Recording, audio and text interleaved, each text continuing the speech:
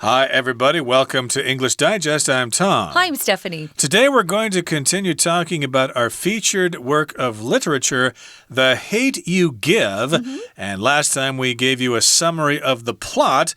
Maybe we have inspired you to go read this book yourself. But today, we're going to actually talk about the author herself, Angie Thomas, a little bit about her story and how she came to write the featured novel for today's lesson.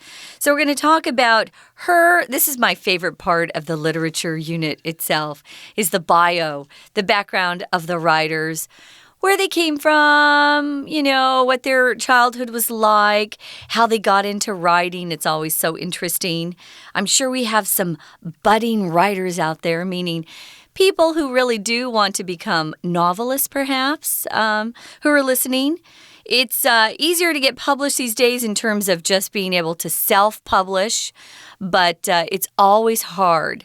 And I think it will always be hard to get publishing companies, especially big ones, to accept your first manuscript. Don't give up.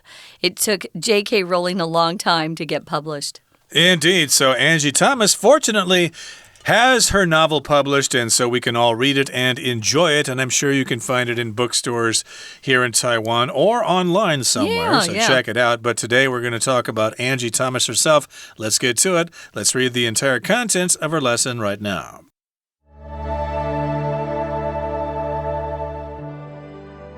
Angie Thomas was born in Jackson, Mississippi, U.S. in 1988. She was raised by her mother and grandmother. As a child, Thomas thought violence and crime were a normal part of life. When she was 6, she saw 2 drug dealers shoot at each other at a neighborhood park. Later, an elementary school friend was accidentally killed in a drive-by shooting.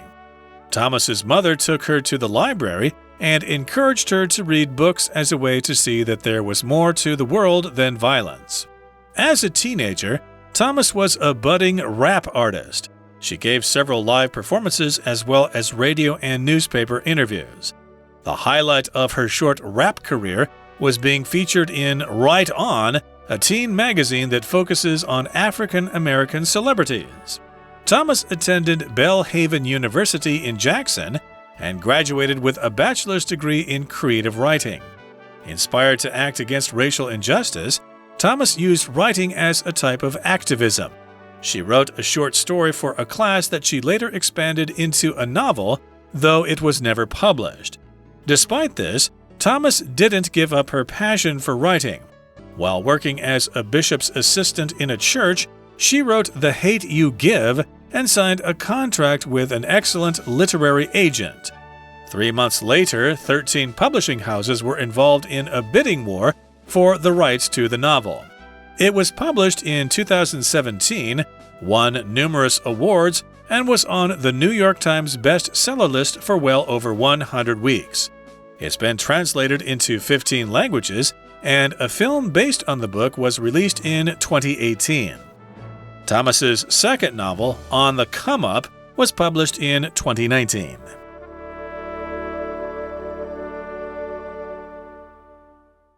Okay, guys, we're going to talk about the author of our novel, The Hate You Give. Her name is Angie Thomas.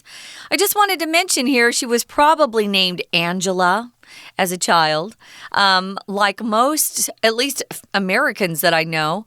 Tom, are you a Thomas in real life? Yeah, actually, my official name is Thomas, yeah. See, and I'm a Stephanie, but my family all calls me Steph, so do my friends. But yeah, it's not a different name, you guys. It's the same name, it's just a shorter version. And a lot of Angelas go by Angie, although we both know an Angela here. But she doesn't like Angie, though. No, some people don't. So ask them first. I have a friend who's a Jacob here, and I just automatically started calling him Jake. And I thought I should ask him if he wants to be called Jake or if he wants Jacob. Not everybody likes short versions. Angie obviously does, because that's what she goes by. She was born in the South, the southern states in the U.S. Mississippi's kind of, I would say, kind of in the middle of the country, but way down south. And the Mississippi River is there. She was born in 1988. And unfortunately, like a lot of black kids, she was raised by her mother and grandmother. If you're from kind of a dangerous neighborhood, there's a good chance if you had a dad that he was shot and killed because there's a lot of gun violence. And sadly, as a child, she lived in a kind of a scary place. There was a lot of violence and crime. And as a kid, she just thought that was normal. I loved what, was it her grandma or her mother? I loved what her mother did for her, though. She wanted to show her it doesn't have to be this way. And sometimes, if you're in a situation that's not great, the way to get out of that situation is first to study hard in school, do well, but also to read. Read about other areas of the world. It's always a great idea. Indeed. So, as you said, she thought that crime and violence were normal. It happens all the time. And when she was 6 years old, she saw two drug dealers shoot at each other at a neighborhood park. Okay, so if you're a kid and you go down to a neighborhood park, you don't expect to see people shooting at each other. You want to swing on the swings or go down the slide or play on the merry-go-round or whatever. The monkey bars. Indeed. So you certainly don't want to see somebody shooting each other. That can be quite traumatic for a young kid, especially if you're only 6 years old. And later, an elementary school friend was accidentally killed in a drive-by shooting. And again, if you're a kid, you're not supposed to be seeing stuff like that. We hear about drive-by shootings where people go past someone's house and they open the windows of the car and they start shooting at someone's house in order to kill them. And this happens quite a bit. I think some famous people died in drive-by shootings as well. So she witnessed, well, I don't think she witnessed it, but a friend of hers was killed in a drive-by shooting. And gee, can you imagine your best friend in elementary school being killed like that? That's got to scar you for life. It's a horrible thing. You would think, they're inside the house. How is that bullet going to kill someone? They kill a lot of people, actually, that way. What's sad, though, is when just a little kid is hit by one of those stray bullets. They don't mean to kill the children, but a stray bullet manages to get in there and kill somebody. It's horrible.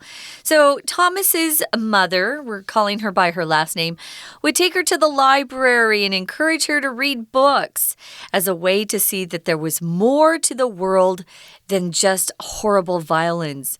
Yeah, I can't imagine seeing, as a child especially, she was 6, and she saw two drug dealers shooting at each other. To be honest, I think it would be traumatic to see this as an adult. Any sort of violence is hard to watch.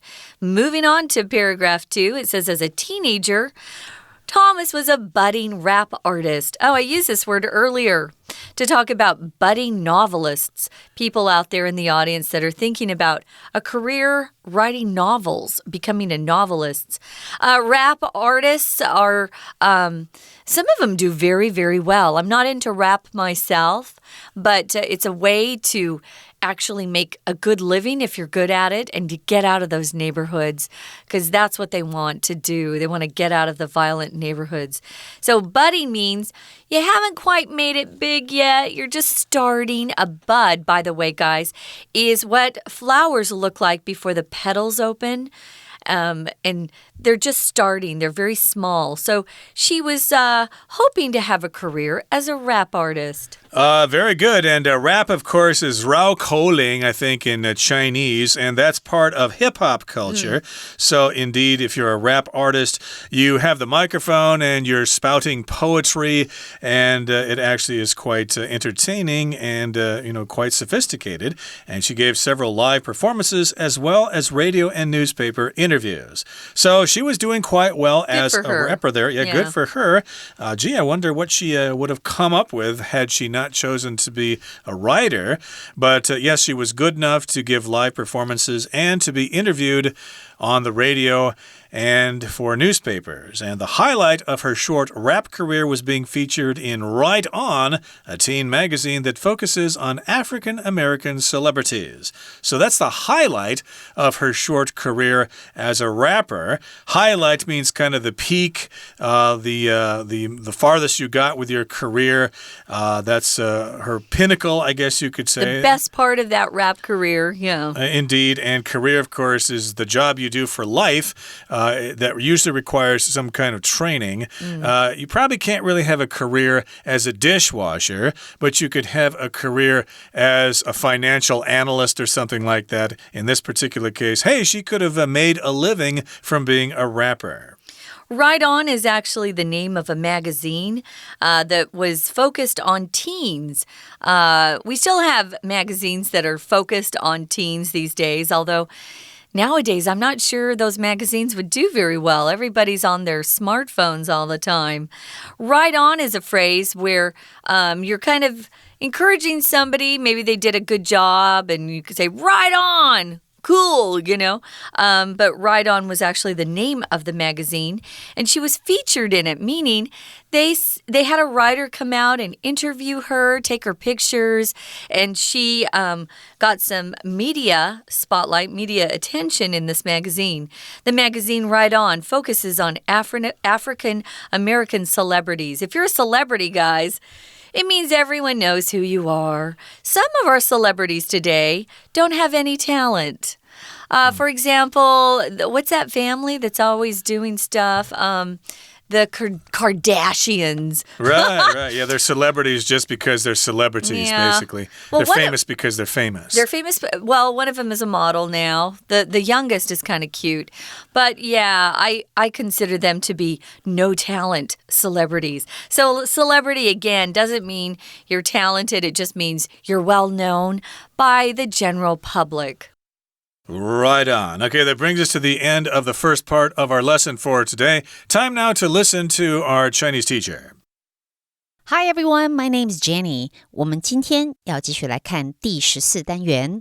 好，我们要介绍一本这个文学作品，而这个书名呢叫做 The Hate You Give。The Hate You Give， 字面上好像是你所给的仇恨，不过我们的中文标题它给的书名是致所有逝去的声音。好，的确这篇故事的主角是一个黑人女孩，她决定用她的声音来对抗不公不义。那今天这个部分我们要谈的是作者呢，不知道大家是不是有注意到在排行榜上的这几本书，这位作者叫做 Angie Thomas。 好，他的书呢其实也就是我们今天谈的 The Hate You Give， 他可是在排行榜上赫赫有名。而且呢这一本书啊不但在排行榜上待了差不多经过100周的，而且还被翻译成15种的语言，可见的这本书受欢迎的程度。好，那我们谈作者，他其实本人他是出生于1988年的，而且他是母亲跟祖母抚养长大的。那说起来，在他住的地方也一样，就像我们昨天说到的，这书里面的主角，他的生活地方其实是充满着罪恶，充满着暴力、贩毒等等等。所以这其实也是作者本身他生活的，好像小时候从小长大的生活的一部分。那不过他有一位同学是小学的朋友哦，他后来呢真的是在一个意外里面，在一个 drive-by shooting， 也就是飞车枪击当中被意外杀死。所以我们可以联想到，其实书他的作品里面反映的，当然跟作者本身个人的生活经验是有些接近的地方。好，不过呢我们也就看到了这个 Angie Thomas 小时候当然生活在那样的地方，可是他的母亲呢，为了要改变他的这种环境，希望呢他能够了解这个世界除了暴力以外还有别的东西，所以常带他到图书馆。那我们这边要看这个句子哦，他说到他的妈妈 took her to the library and encouraged her to read books as a way to see that there was more to the world than violence. 这个片语其实我们常用 there is more to something， 意思就是说不止这样而已，还有别的。那这个句构上我们常说there's more to something than blah blah blah。 好，也就是除了这个外还有别的。因此这句 there was more to the world than violence， 意思就是除了 violence， 除了暴力以外，其实这世界还有别的东西。好，我们继续往下看，下面这一段我们在提作者他的青少年时期，其实他很有才华，而且他当时呢还是一个 rap artist， 是一个饶舌歌手，甚至还有现场表演，上了节目，然后在报纸被采访，好像俨然就是一个名人一样。最有趣的也最精彩的就是他还被在杂志里受到专访，这本杂志呢叫做 Right On。这本杂志当时呢可是很多的 African American celebrities， 也就是非裔美国人这些名人的一个杂志，给青少年看的。 We're going to take a quick break. Stay tuned. We'll be right back.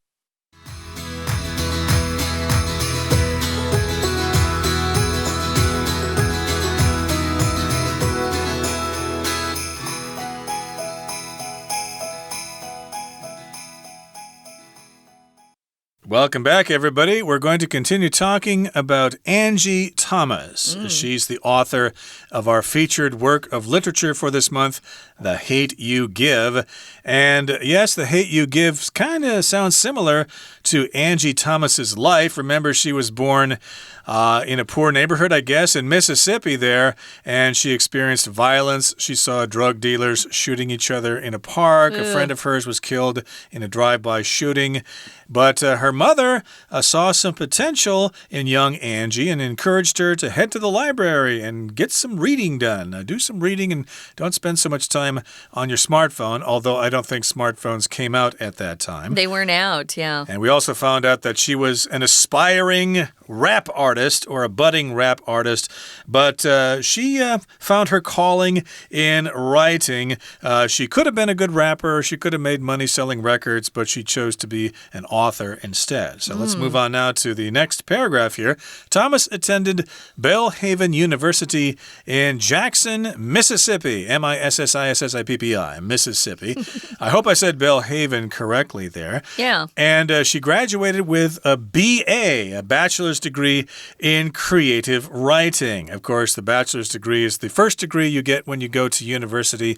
It could be a BS or BA. I got a BA myself. Did you get a BA or a BS? I had a BA, yeah. I think there are other kinds of bachelor's degrees, but BS is Bachelor of Science. Indeed. And mine was Bachelor of Arts. There's also BM, which is Bachelor of Music, which I didn't get that. I was studying news and broadcasting. Yeah, I was going to say there are other kinds of bachelor's degrees, but the two most common ones are BA and BS. Yeah. And inspired to act against racial injustice, Thomas used writing as a type of activism. So she experienced racial injustice, or she knew it was around, and she thought, hey, I've got to do something about that. That is an injustice. We need to work to change that. So she was inspired to act against racial injustice. If you're black in America, you're at a disadvantage. Racism still exists.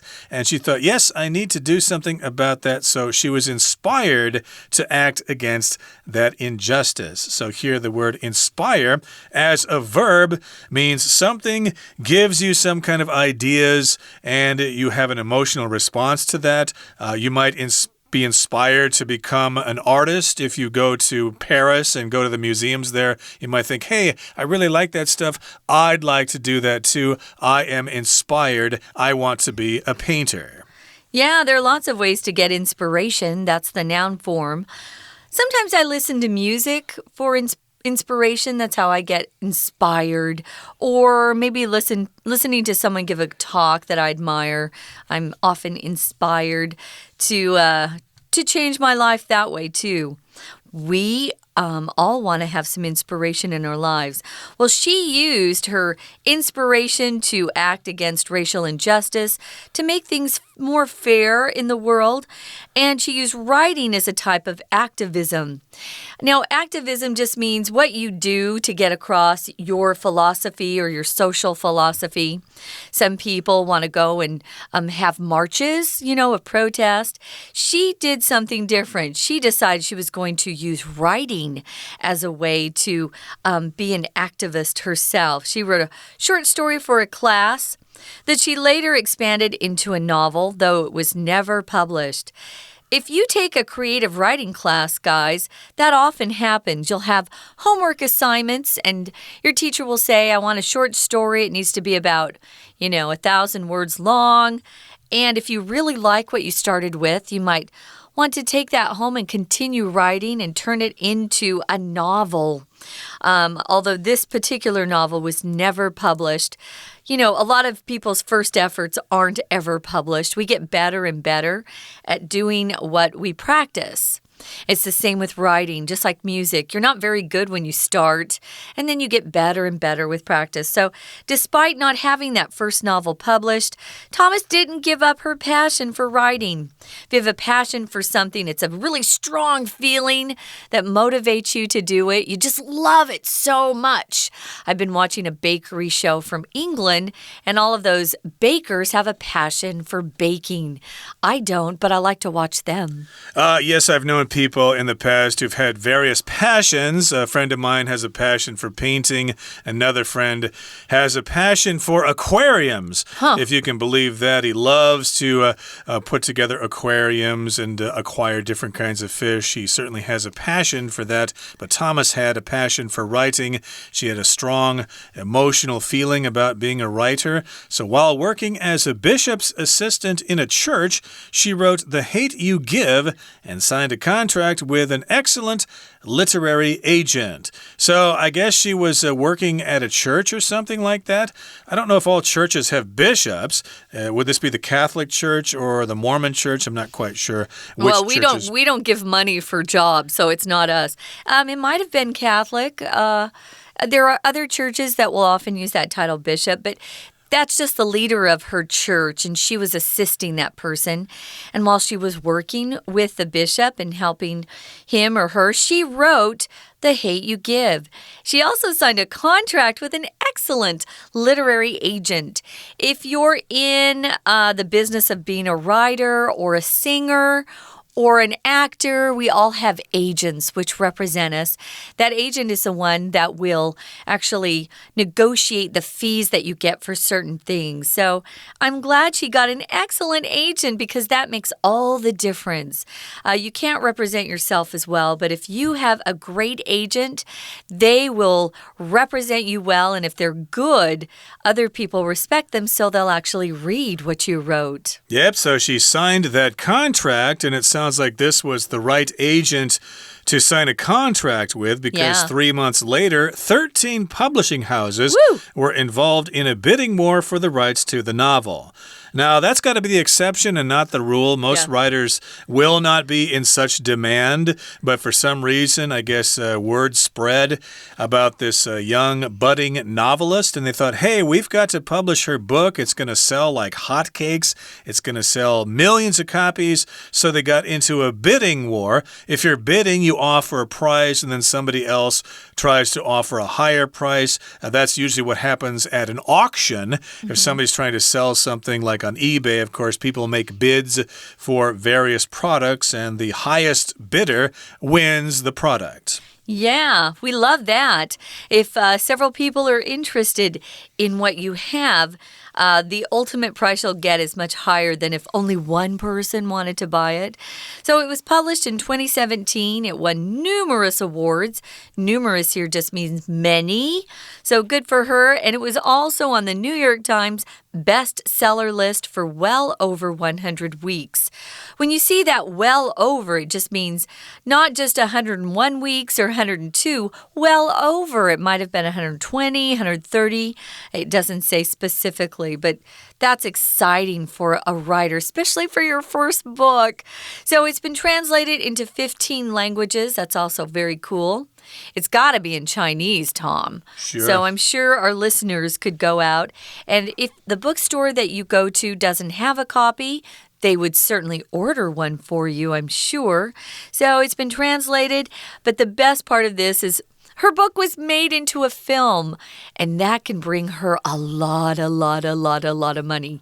So congratulations to Angie Thomas. Indeed, it kind of makes me regret not watching that film on my last flight back from the USA to Taiwan. My daughter watched it. Maybe I could ask her how she liked it.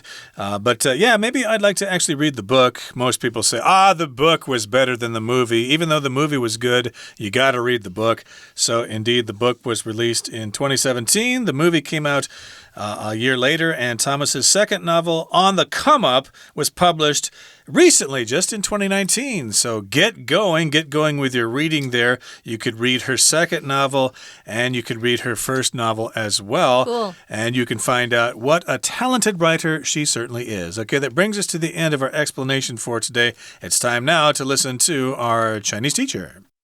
好，我们继续来介绍作者 Angie Thomas。她呢，我们提到她小时候她的背景，后来呢，她念了大学。好，在念大学的时候，她毕业得到的学位是什么呢？是 Creative Writing。好，那所以当然写作对她来说应该是再自然不过了。当然，因为她受到启发，所以呢，她想要采取一些行动，然后反对种族不平等。那他的方法就是写作，用写作来作为一种 activism， 一种社运的行动。好，那我们也晓得，接下来他写了小说之后，一开始是没有出版的。可是呢，最有趣的就是他在教堂当主教助理的时候呢，他写了这本书，然后有一个很出色的这个经纪人就帮他签了约。没想到的是，有13家出版社都想要抢他的版权，看到了吗？ A bidding war， 这表示大家都想来抢标。最后当然的确他后来就出版了，而且还赢了很多奖项，甚至于就像我们一开始说的，他可是《纽约时报》的畅销书榜，在上面待了超过100周 ，well over 100 weeks。当然加一个 well， 也就是远远超过，还不是只有100周而已。好，那我们也就知道他这个作者的确获得了很大的成功。好，我们今天讲解就到这边结束，谢谢收听。That's it, at least for today. In our next program, we're going to be talking about some of the themes in The Hate You Give, as we always do. So we hope you'll join us then. For English Digest, I'm Stephanie. And I'm Tom. Goodbye. Bye.